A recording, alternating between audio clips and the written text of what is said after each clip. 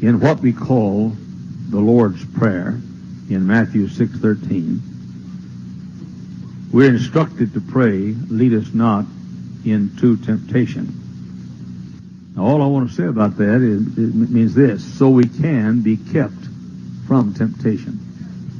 Lead us not into temptation. Now, my argument to start off with is, we can be kept from temptation. In Matthew 26:41, our Savior said, watch and pray that you enter not into temptation. All I want to say there is advance the fact that you don't have to enter into temptation. He said, watch and pray that you enter not into temptation. So the Bible teaches us that we can be kept from temptation, and that it is possible for us to enter not into temptation. Then, of course, that very famous 1 Corinthians 10:13, there's no temptation taken you but such as is common to man. But God is faithful, who will not suffer you to be tempted above you are able, and with the temptation also make a way of escape, that you may be able to bear it. Now, according to that verse, you can escape temptation. Now, we've learned three things already. One is, we can be kept from temptation. Two is, we can stay out of temptation. And three is, we can escape from temptation. In 2 Peter 2:9, the Lord knoweth how to deliver the godly out of temptation. So that means we can be delivered out of temptation. That means we can be kept from temptation. We can stay out of temptation. We can escape temptation. And once we're in, we can be delivered out of temptation. And in Galatians 6:1, brethren, if a man be overtaken in a fault, ye which are spiritual restore such a one in the spirit of meekness, considering thyself, lest thou also be tempted. What does that mean? That means we can do certain things to prevent temptation. All I'm trying to say right now is that we can be kept from temptation. We can stay out of temptation. We can escape temptation. We can be delivered from temptation. We can prevent temptation. In 1 Corinthians 7:5, dealing with a husband and wife romance, it says the husband and wife should come together and be romantic with each other, that Satan tempt you not. That means we can avoid temptation. Now listen carefully to me. I'm establishing first what we can do about temptation. First, we can be kept from temptation. Second, we can stay out of temptation. Third, we can escape temptation. Fourth, we can be delivered from temptation. Fifth, we can prevent temptation. And sixth, we can avoid temptation. So, I can avoid temptation. Now then, hear me carefully. If I can avoid temptation, I can avoid sin. So, now by the way, it's not a sin to be tempted. But it's dumb to be tempted. You don't have to be tempted. If I can keep from temptation, I can keep from sin. Now, some suggestions are made in the scriptures I read a while ago concerning how we can prevent or keep from temptation. For example, the husband and wife can be romantic to each other to prevent temptation. And the Bible said, Jesus said, watch and pray that ye enter not into temptation. So there are three things already. Husband and wife, living normally as husband and wife, watching, and then praying. And then it says in Galatians 6:1, if we restore our brother, we're wise, lest we ourselves also enter into temptation. So there are some ways that we can avoid or prevent temptation. But the best way is in our text. Now listen carefully to me, and I want to show you the best way. You see, the thing we're trying to keep you from is death. When I preach against sin, I'm trying to keep you from death. I'm not talking just about physical death, though I'm talking about that. I'm talking about a dead life. I'm talking about life that is dead. She that liveth in pleasure is dead while she liveth. I'm trying to keep you from death, because sin bringeth death. The wages of sin is death. Sin, when it is finished, bringeth forth death, the Bible says. So, I'm trying to keep you from death. Now, by keeping you from death, I keep you from sin. If you want to live a real, positive, happy, lively life, stay out of sin. The devil's a liar. His advertisements are fakes. It's not the gentleman that drinks beer, and it's not the contented man that drinks beer, and it's not the gentleman that smokes cigarettes, and happiness is not found in the world. I said the devil's a dirty liar. I'm saying sin brings death. No, sin doesn't bring happiness. Sin brings death. No, sin doesn't bring joy. Sin brings death. No, sin doesn't bring excitement. Sin brings death. No, sin doesn't bring a rich life. Sin brings death. Now, I'm trying to keep you from death, so I've got to keep you from sin. Now, if I keep you from sin, I want to keep you from temptation. For I can keep you from temptation, I can keep you from sin. Then, if I keep you from temptation, I must keep you from enticement. So, first, I want you to avoid death. Okay, how can I avoid death? Avoid sin. How can I avoid sin? Avoid temptation. How can I avoid temptation? Avoid enticement. Unless you're sick, please sit down back in the back, would you please? Or you have to stand up? I don't like folks standing up in the back. Now, I'm saying that if you don't want to die, I'm talking about live a dead life and die spiritually, then don't sin. If you don't want to sin, then don't be tempted. If you don't want to be tempted, then don't be enticed. But what brings enticement? Lust. What brings lust? The Bible says that lust brings enticement. Enticement brings temptation. Temptation brings sin. And sin brings death. Or you can prevent, you don't want to have death, then don't sin. Then don't be tempted. Then don't lust. Then don't have enticement. But I want to call your attention to the first thing. It says you're drawn away. Drawn away from what? Drawn away from work. Drawn away from usefulness. Drawn away to loafing. Drawn away to being a sluggard. Keep busy. The most important thing in this world for a young person to keep you out of sin is keep you busy. I mean, get busy somewhere. You mall hangers-outers. You're drawn away. And before you know it, you're going to have some appetites, lust. And then you're going to be enticed. And then you're going to be tempted. And then you're going to sin. Then your life is going to be ruined. There is not a person in this world who wrecks his life, but what first isn't drawn away. Lazy. Loafing. Stay busy. Either be asleep or at work. And busy. Now, I'm going to shock you after a while when I preach against some things you're going to not agree with me on. But I'm saying, the Bible says, if you don't want to die, keep out of sin. If you don't want to sin, keep from temptation. If you don't want to be tempted, you keep from lust. If you don't want to be to lust, you keep from being enticed. And if you don't want to be enticed, you stay busy and don't be drawn away. Now, let me give you the order there. You want to avoid death? Avoid sin. You want to avoid sin? Avoid temptation. You want to avoid temptation? You avoid enticement. You want to avoid enticement? You avoid lust. You want to avoid lust? Then avoid being drawn away. Now reverse that. First, you're drawn away. Here's a guy working hard, like David in the Bible. All of a sudden took a day off when he shouldn't have taken a day off. David was drawn away. Then what was it? It was lust. He had desires. Then what was it? Bathsheba enticed him. Then what was it? He was tempted to get her. Then what was it? It was sin. Then what was it? It was the death of that little baby boy that she gave birth to. That was when she was impregnated by King David. Now you listen to me, folks, and you listen well. If you don't want to sin, you stay as far away from sin as you can. People oftentimes say, well, why are the rules at Hyles Anderson College so strict? Tell you exactly why. We're not trying to keep you from sin. We're trying to keep you from those things that leads you to sin. If we can keep you busy and you stumble, you just come to lust. You see, if we just make sin against the rule, then you stumble and then you sin. I'm trying to say the farther we can keep you from sin, the better it is. People say, well, what's wrong with holding hands? There's nothing wrong with holding hands, but it just gets you closer to sin, that's all.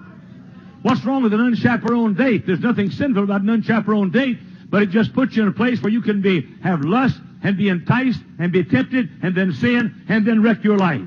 Ladies and gentlemen, the wise person doesn't stay right at the edge of the cliff. He walks as far away from the cliff as he can. And God says here, if you don't want to die, then don't sin. If you don't want to sin, then don't be tempted. If you don't want to be tempted, then don't be enticed. If you don't want to be enticed, then don't lust. If you don't want to lust, then don't be drawn away. The secret is work. The secret is stay busy. The secret is don't hang around. The secret is don't loaf. The secret is be diligent. The secret is find something to do and do it with all you might and don't get drawn away. This is what it means, deliver us from evil. Now notice this. Temptation is one step from sin. If you wait till you get tempted, you decide not to sin, one step, and you're in sin. Enticement is 2 steps from sin. Lust is 3 steps from sin. Being drawn away is 4 steps from sin. The best insurance you'll ever have is the insurance of keeping your children busy. I'll tell you what's wrong with America. A bunch of middle-class and rich loafing teenagers whose dad and moms are financing their shenanigans, and they haven't got anything to do but go to some dirty rock concert, and they go there on mom and dad's pocketbook and checkbook and expense account and wreck their lives. I'm trying to tell you, the great secret to not sinning is don't be tempted, and the great secret to not being tempted is don't be enticed, and the great secret not to be enticed is don't lust, and the great secret to not lust is work.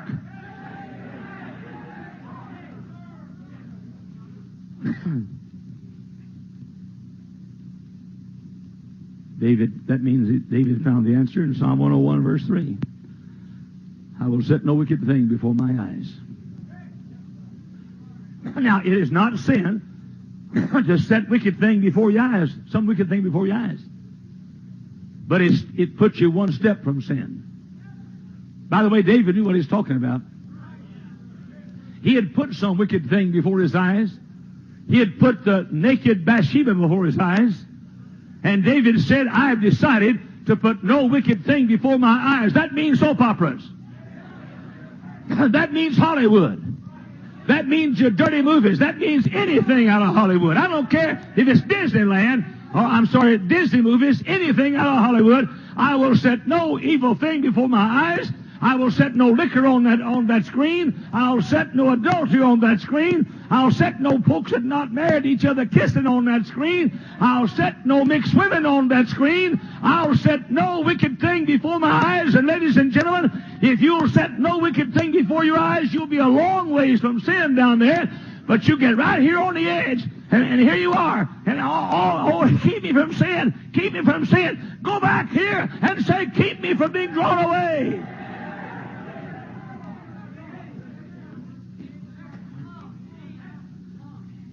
David said, I will set no wicked thing before my eyes. And the next verse he says, Psalm 101, verse 4, I will not know a wicked person.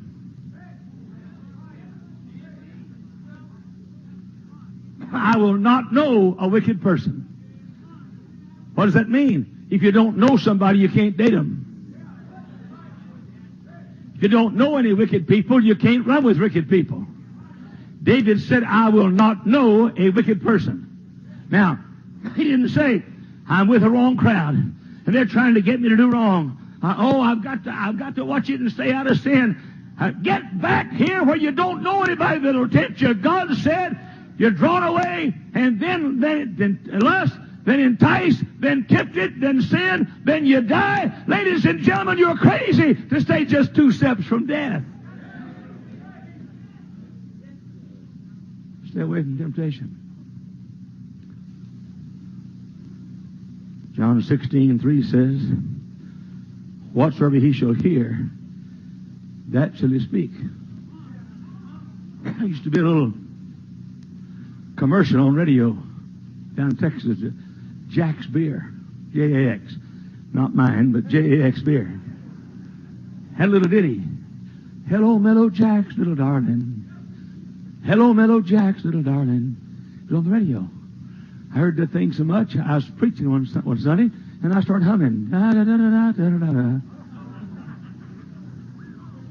I wouldn't have hummed that if I hadn't heard that.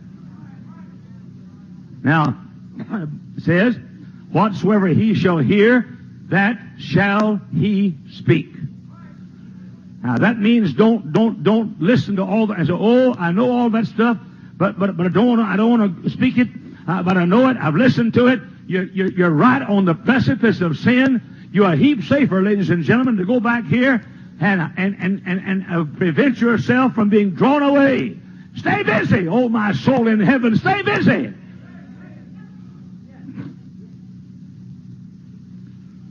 That's what it means in 1 Thessalonians 5:22, abstain from all appearance of evil. In Acts 4:20, we cannot but speak the things we've seen and heard. Now listen carefully. It is the woman just loafing around the house that watches the soap operas. Drawn away. Now listen carefully to me. Many a woman out here leaves her husband and her children. I could call names all over this house tonight. Women aren't here, the men are. Women who never thought they'd be over here. But they got over here where they were loafing. And then they watched their soap operas. And pretty soon they imagined themselves in that kind of a deal. And then their husbands became unattractive and unglamorous. By the way, so are the wives, listen to me back here, the wives of these whoremongers on television are their whoremongers are as dull to their wives as your husband is to you. And so she's not working. Use with a house. Well, what can I do? Wax the floors. What can I do?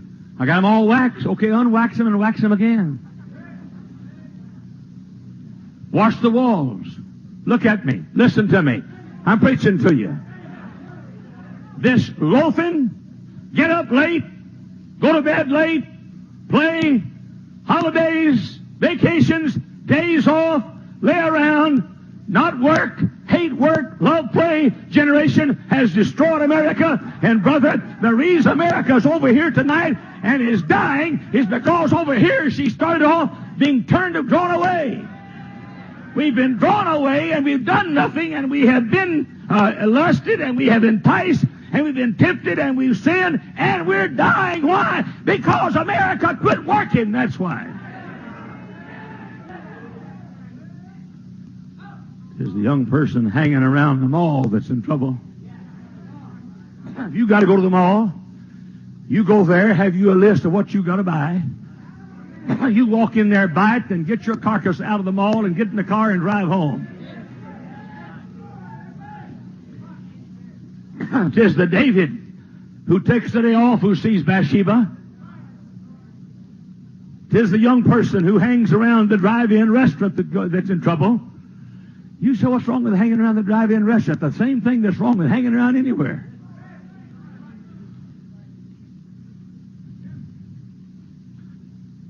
It's the man who hangs around the newsstand who's immoral. I see him. Harefield hanging around, just thumbing through magazines. When I go to a Harefield, I go to work. I check in, I get my boarding pass, and I go to work. 'Tis the Balaam who lingers to talk with the Moabites, who leaves the will of God. 'Tis the Apostle Peter who warms at the devil's fire, who denies the Savior. 'Tis the Noah with nothing to do who gets drunk. 'Tis the young man passing through the streets in Proverbs 7 who commits adultery. 'Tis the comfortable and satisfied Solomon who goes into idolatry. 'Tis an Israel that's at ease in Zion that goes into captivity. 'Tis the casual crowd at the rock concert that wrecks their lives with dope. 'Tis the Samson hanging around who places his head in Delilah's lap. So what are you saying? I'm saying stay away from TV. Stay away from your stereo. Stay away from your magazines. Stay away from your telephone. If you got something to say to somebody, call them, say it, and hang up. This casual talking on the telephone. Well, you got it in the news. Yeah, she has some. And you'll hear it. And you'll be drawn away. Stay away from your telephone except to call and get some information. Stay away from, what does it mean? Stay away from the beaches.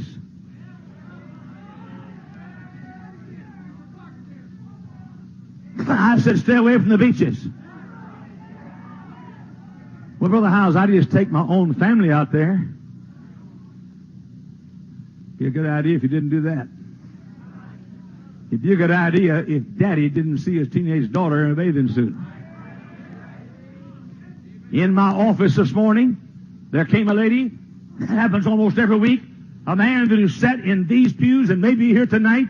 She's left her husband because he has sexually abused his own children. Incest is the greatest sin facing America, sexual sin facing America today. I'm trying to say there ought to be some kind of a dignity and propriety between fathers and daughters and mothers and sons. You say, Brother Hyles, you're just getting old fogey. No, I'm not. I've been old fogey all along. I know what I'm talking about. I know of a man who sat in these pews who had a teenage daughter. I mean blood daughter, not half-step-daughter, but blood daughter. Got a brace and bit and bored a hole in the closet wall so he could watch his own daughter undress. Now, ladies and gentlemen, it's time we decided that even at home we ought to have some propriety. What does it mean? You stay away from the taverns. Stay away from the teen canteens, youth canteens. Stay away from discos. Stay away from anywhere where people just hang around. Stay away from pool halls. Stay away from bridge clubs, game rooms, Nintendo parlors. Stay away from bridge clubs, coffee clubs, supper clubs. Stay away from ministerial associations. After what we call after-church fellowship. Anywhere where you just stand around and talk and sit around and talk and don't do anything, stay away from it. Drawn away. You say, you don't know what you're talking about. You don't know what you're hearing about. I know what I'm talking about. I know what happens when men, women, young people, I know what happens when they are not busy. They lust, then they're enticed, then they're tempted, then they sin, then their lives are wrecked.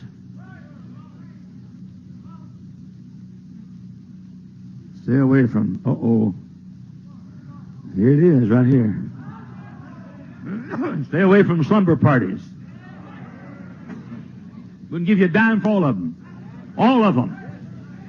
And I'm going to have a slumber party for my daughter. Go ahead and do it, but don't invite me.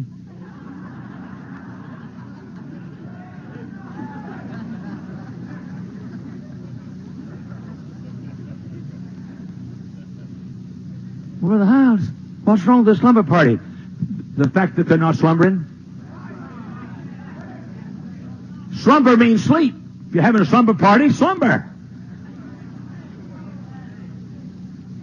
It's not healthy for a bunch of girls to stay up all night and just do nothing.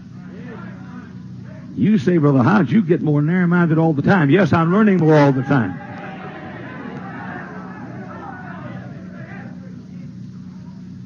Stay away from teas, coffees. I don't mean drinking tea or drinking coffee. I mean where folks just go and sip tea and talk.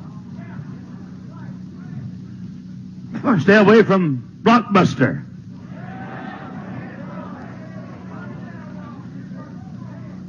Video stores. Movies. Youth centers. YMCAs. Lodges. Civic clubs. Preachers' fellowships. Denominational meetings. Motorcycle clubs. Card parties. Oh, I see it. Skating rinks.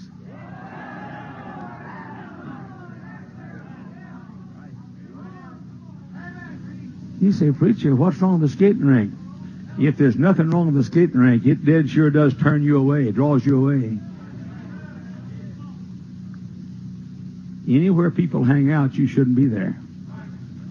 Drawn away, lust, enticed, tempted, sin, death. If I had a teenage daughter, I'd give $1.98 to have a preacher like me preach to her tonight. If I had a teenage son, boy, I'd sure thank God my preacher said what I'm preaching tonight.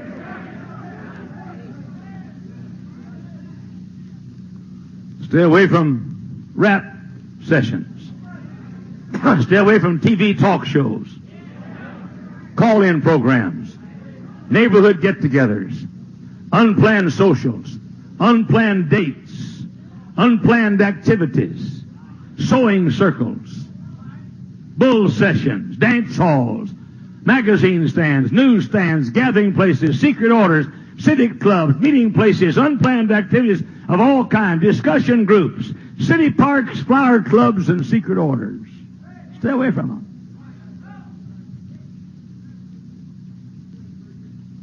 Now you listen to me, folks. I have watched them by the droves wreck their lives. Nobody has ever wrecked his life that wasn't tempted. If you can stay from temptation, you can stay from sin. Nobody has ever wrecked his life that didn't sin. Nobody's ever sinned that wasn't tempted. Nobody's ever been tempted that wasn't enticed. Nobody's ever been enticed that didn't lust. Nobody's ever lusted that wasn't drawn away. So if you're not drawn away, you are 4 steps from sin. Boy, I love that story I tell. Little Hyles Anderson college girl came to my office crying. And she said, Brother Hyles, I'm going to break your heart. I said, what's that? She said, I'm a fallen woman. I'm a fallen woman. And I said, oh, no.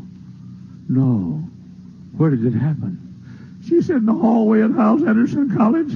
Oh, my soul.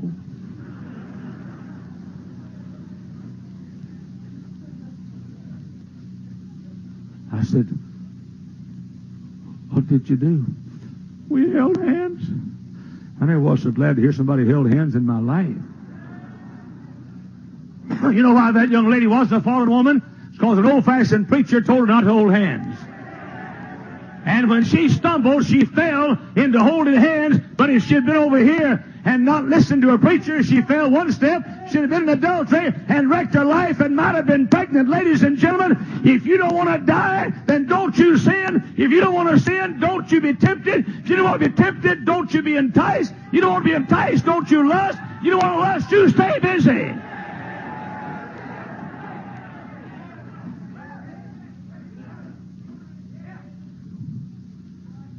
You say, what's wrong with these things? Nothing. They're just taking you closer to sin. They put you one more step toward temptation. These things I gave you lead to lust. Lust leads to enticement. Enticement leads to temptation. Temptation leads to sin. And sin, when it is finished, bringeth forth death. Show me anybody whose life has been ruined, and this was the journey he took. Drawn away. Drawn away. Lust. Enticement. Temptation. Sin. Death.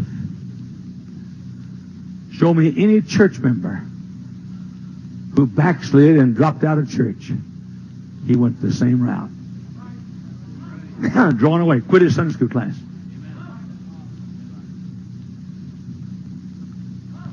Drawn away. Then enticed. Or lust. Then enticed. Then tempted. Then sinned. And then death. Show me any young lady that gave birth to a child outside wedlock, and I'll tell you the steps she took. Drawn away. Spare time. Idle time. Drawn away. Lust. Enticed. Tempted. Sin. Pregnant. A child outside wedlock. Where did it start? Back down there. That's why we have the standards we have at Hyles Anderson College and Hammond Baptist Schools. Listen to me, young people, I'm preaching to you. Young folks, listen to me over there, I'm preaching to you. That's why we have the standards we have. Well, you say, well, what's wrong with that? There may be nothing wrong with it, but it takes you one more step toward what is wrong. Well, you go to hell because you do that? No, sir, it just takes you one more step toward a life of hell, that's all. You show me any faithful church member who drops out of church and becomes disgruntled, I'll tell you the story. Drawn away. Lust. Enticement. Temptation. Sin. If you don't believe it, look and see how the ones dress that get mad and leave. Look at their standards once they leave. I'm not being critical of anybody. I'm trying to tell you, ladies and gentlemen, if you don't want to die, don't sin. If you don't want to sin, don't be tempted. If you don't want to be tempted, don't you be enticed. If you don't want to be enticed, don't you lust. If you don't want to lust, then don't you be drawn away. Well, America needs to go back to work.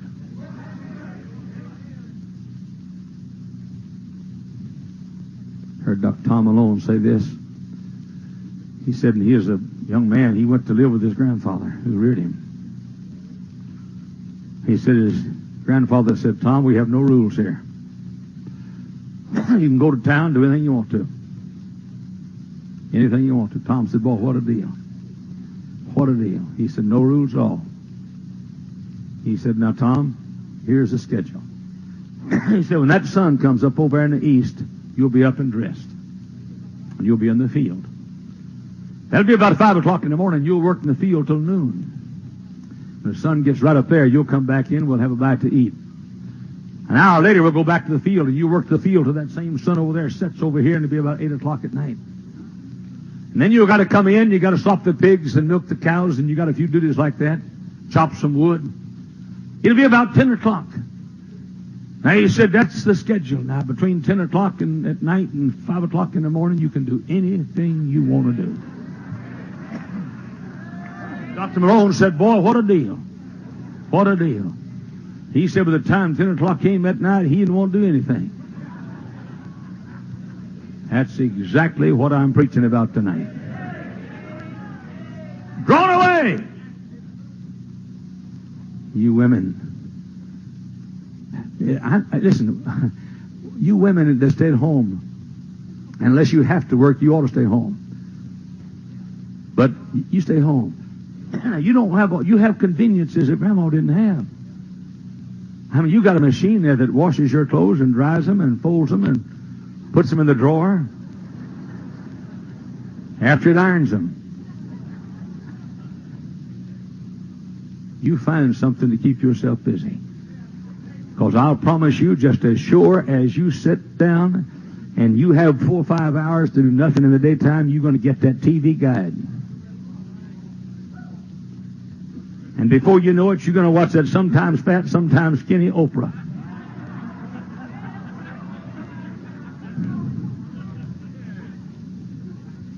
And you're going to watch all these other whores on television that bring up I sometimes, when I'm preaching out of town, I get in the USA Today and I look at the subjects they're going to discuss on these talk shows. Bisexuals. Prostitutes. I mean, up there making look like good, decent citizens. Now, you just go right ahead and don't keep yourself busy. And you're drawn away. And your kids. If a kid takes the garbage out, now he grabs about it. I'll guarantee you, if he grabs out, taking the garbage out, make him eat it.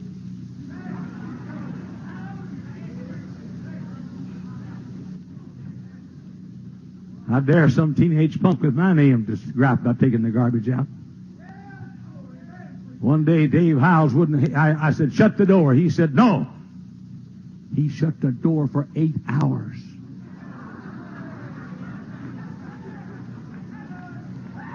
I said, shut, open, shut, open, shut, open. And he kept on. He went in the door shutting business.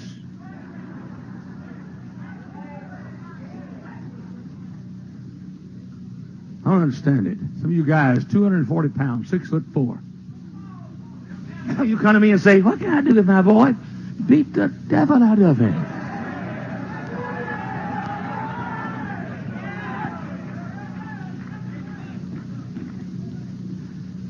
Somebody said, Dr. Bill Rice, he said, if my daddy had treated me like you say your daddy treated you, I'd hate him. Dr. Bill said, if my daddy treated you like he treated me, you wouldn't hate anybody again in your life.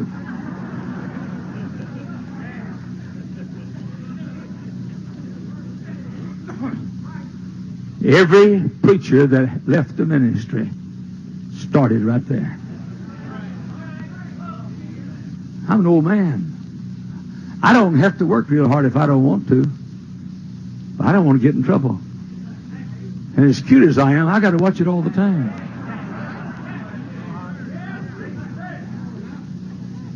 Now, you understand it, folks. It's tough being like this.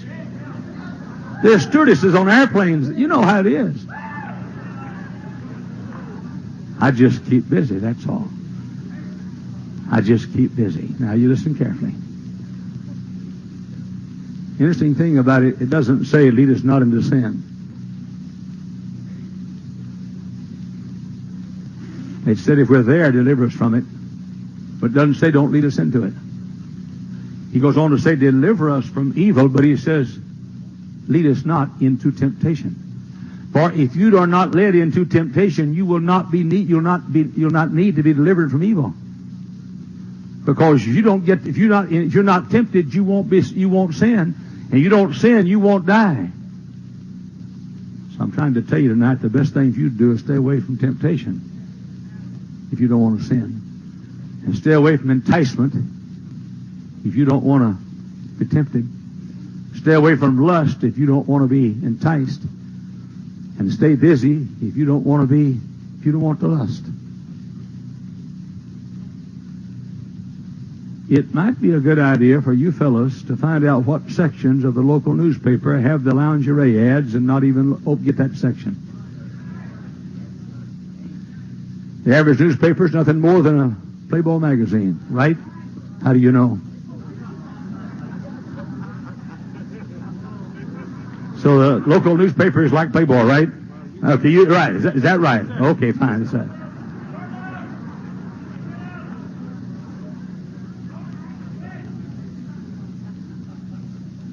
America needs a generation of preachers that don't just preach against sin,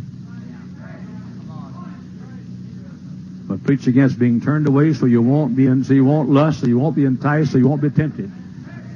And America needs a generation of Christian schools that don't just have sin against the rules, but temptations against the rules, enticements against the rules, lust is against the rules, and being drawn away is against the rules. That's why I thank God for some of our folks at our schools. Thank God for that man that works in our wood shop at the high school. Oh, I've forgotten his name. Yoder. I always say Tutor. Yoder. I got the last part right. It's better than I did with that dog last night. Thank God, Mr. Yoder. He keeps your boy busy. But here comes Dad, 6'4", 240. Here's Junior, 4'6", 130. Dad says, I can't control my boy. You big ox. You big sissy britches. My mama weighed 98 and she controlled her boy. And that's back before we had hypertension.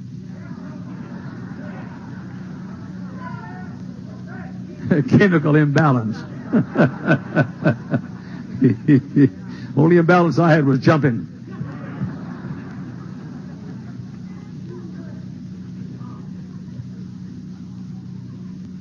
Before we had some of these other things they have. What? Attention deficit disorder. What that is? That's some disease some doctor invented so he can get your money. And And he gives you just a pill that had nothing but sugar in it to cure you. Attention deficit disorder. My mama could cure you of that too. Those switches on that peach tree in the backyard were miracle drugs.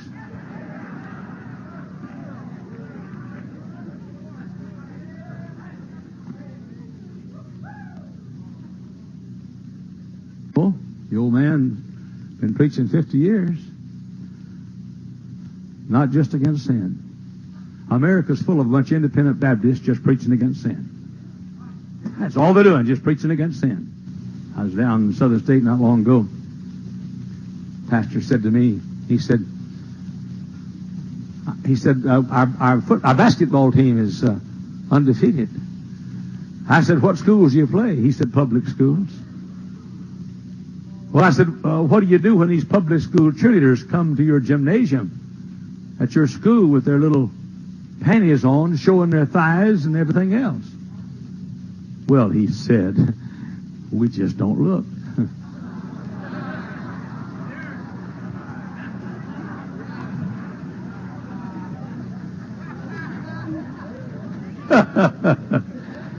I said to him, Buster, Reverend Buster, Brother Buster, I cannot tell you whether 70-year-old men look or not. But I can tell you that a 69-year-old man don't need to go to those things. He said, what are you? I'm a man. And I'm trying to keep more than just from sin. And I'm trying to keep these young folks from more than just sin. I'm a little tired of you college girls coming to office. I've got attention deficiency syndrome. What's some of these other things I got? What? Well, talk to me. Epstein-Barr. Sound like some scientist that owns a liquor store. Epstein-Barr.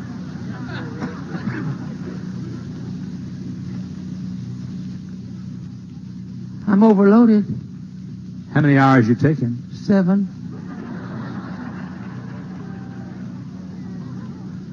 Boy, I tell you, if you and I were the only 2 people in the world, I'd stay single.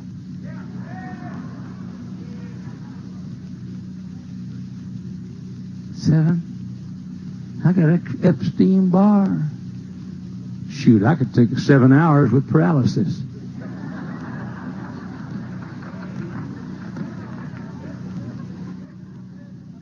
Get to work! If you don't want to wreck your life, don't sin. If you don't want to sin, then don't be tempted. If you don't want to be tempted, then don't be enticed. If you don't want to be enticed, then don't lust. If you don't want to lust, stay busy. Don't be drawn away. I said a while ago, and I'll close it when I say it again. Show me anybody whose life has been ruined, and I'll show you that journey they took. Show me any young lady pregnant out of wedlock, and I'll show you that journey. Drawn away, lust, enticed, tempted, sin, death. Show me any student expelled from college or high school, I'll show you the same deal. Drawn away, lust, enticed, tempted, sin, death. Show me any disgruntled church member, I'll show you the same step. Drawn away, lust, enticed, tempted, sin, and death. Show me any preacher out of the ministry, I'll show you the same thing. Drawn away, lust, enticed, tempted, sin, and death. Now, to be quite frank with you, you're sort of foolish. Just try to keep from sin. Here, a big percentage of the people in this room tonight are right here. I got to keep from sin. Why don't you step back a step? And don't be baited, enticed. And then you have 2 steps. Why don't you step back a step and don't lust? Well, you say, how do you keep from lusting? You stay so busy. Keep your mind on something else. And you keep busy and you keep working and you keep busy and you keep working. And then you're 4 big steps from sin and 5 big steps from a wrecked life. Where are you tonight? Where are you? Sitting there watching that television set, soap operas, movies, one step from sin? Is that where you are? Or are you just hanging around, wasting time, drawn away? The safest person in this room tonight is that person that's just too busy to lust, because he's not drawn away. He's active, he's busy, he works, and he has not let lust enter into his life, or enticement, or temptation, or sin, because he's kept busy. He's not drawn away.